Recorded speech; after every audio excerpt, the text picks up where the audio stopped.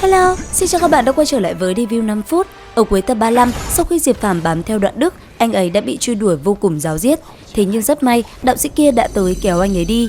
Thời gian trôi qua, hai người sau một đoạn thời gian chạy trốn thì dừng lại tại một rừng đào ngập tràn hương thơm làm say đắm lòng người. Rất nhanh, tiến về phía trước, Đoạn Đức nhìn thấy một cảnh tượng làm hắn ta ngây ngất, hai mắt liền sáng lên.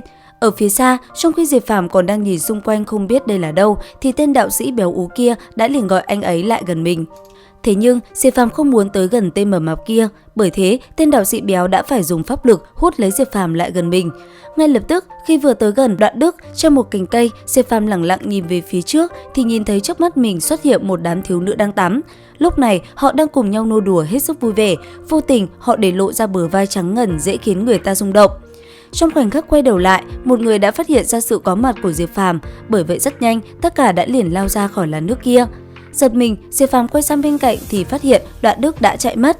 Lúc này, anh ấy biết tên đạo sĩ béo ú kia lại hại mình thì liền bỏ chạy. Thế nhưng, những vị thiếu nữ với bên ngoài là chiếc váy mỏng tang kia rất nhanh đã bao vây Diệp Phàm lại, không cho anh ấy chạy thoát. Sau đó, thanh âm một người vang lên nói: "Lá gan của ngươi đúng là không nhỏ, dám xâm nhập trọng địa còn nhìn trộm chúng ta tắm. Đây chỉ là hiểu lầm mà thôi, ta bị một tên mập mạp hãm hại.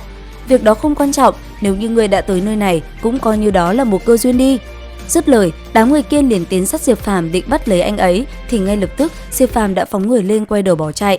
Chỉ trong thoáng chốc, vị nữ nhân kia tên Tần Giao đã liền đuổi theo Diệp Phàm. Sau đó, một cuộc chiến giữa hai người liền diễn ra. Trong tay Tần Giao, những mũi tên màu bạc rất nhanh đã phóng về phía trước, buộc Diệp Phàm phải dùng ra phòng ngự để đón đỡ. Trong khoảnh khắc va chạm, một vụ nổ bạo phát, cả hai đều bị chấn bay ngược lại. Nhân cơ hội đó, Diệp Phàm lại tiếp tục chạy trốn. Phía sau, Tần Giao cũng truy đuổi vô cùng gắt gao, công kích cũng không ngừng đánh tới người Diệp Phàm, làm anh ấy phải phòng ngự. Tuy vậy, sau đòn công kích kia, Diệp Phàm quyết định phản công, ngay lập tức anh ấy liền đuổi theo Tần Giao và công kích. Thấy vậy, Tần Giao liền xoay người đón đỡ. Sau khi song phương va chạm, cả hai đều dừng lại, nhìn Tần Giao, Diệp Phàm nói: "Ta muốn gặp Bàng Bác, người bạn của ta. Hắn đang bế quan, không có cách nào gặp ngươi được. Vậy ngươi dẫn ta đi gặp hậu nhân của yêu đế được không?" "Đương nhiên có thể gặp, vốn chúng ta cũng định đem ngươi tới chỗ nàng." "Tại sao ngươi lại muốn đem ta tới chỗ nàng?" "Đối với ngươi mà nói, đó là một việc tốt." Dứt lời, nàng liền dẫn Diệp Phàm đi vào bên trong khu rừng đào kia. Theo hướng hai người di chuyển, ở phía trước, Nhan Như Ngọc, nữ nhân có dung mạo tuyệt trần cùng một vị lão bà cũng xuất hiện. Thấy vậy, Diệp Phàm cũng liền cất tiếng hỏi vị tiên tử kia. Và tất nhiên, cũng giống như lần trước, hai người cùng nhau trò chuyện một vài thông tin liên quan tới Bàng Bác. Sau một hồi trao đổi, Nhan Như Ngọc liền sai Tần Giao dẫn Diệp Phàm rời đi. Nghe vậy, vị lão bà kia thanh âm vang lên nói: "Tại sao lại để hắn đi? Hắn không phù hợp ư?" "Đúng vậy, huyết khí của hắn sung mãn, sinh cơ cường đại, xác thực đúng là có thể làm thánh khí. Thế nhưng quan trọng, khi người kia đang bế quan mà cảm ứng được, tinh thần sẽ không yên, lúc đó sẽ có biến cố phát sinh." Nghe vậy, Diệp Phàm liền hỏi lại: "Cái thánh khí này dùng để làm gì?" Đáp lại, vị tiên tử kia không trả lời, nàng chỉ sai người dẫn Diệp Phàm đi mà thôi. Nghe vậy, Tần Giao liền xoay người cùng Diệp Phàm đi ra khỏi đây.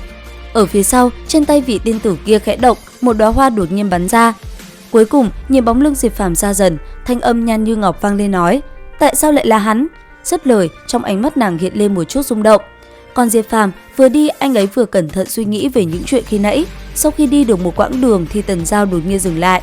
Sau đó, nàng liền dùng pháp lực bày ra một trận pháp hóa thành một màn chắn vây lấy Diệp Phàm lại bên trong. Thế thế, Diệp Phàm mỉm cười lắc đầu. Tiếp theo, làm xong mọi thứ, ngồi xích lại người Diệp Phàm, thanh âm Tần Giao vang lên nói: "Trong lòng ngươi nhất định có rất nhiều nghi vấn, yên tâm đi, chúng ta sẽ không hại ngươi đâu, đối với ngươi đó là một cơ duyên." Thấy sự gần gũi của nữ nhân kia, Diệp Phàm giật mình, anh ấy cũng liền xích người về phía xa, tránh thoát khỏi cơ thể mềm mại. Đến đây thì hết tập 37 Giá Thiên. Xin chào và hẹn gặp lại các bạn ở những video tiếp theo.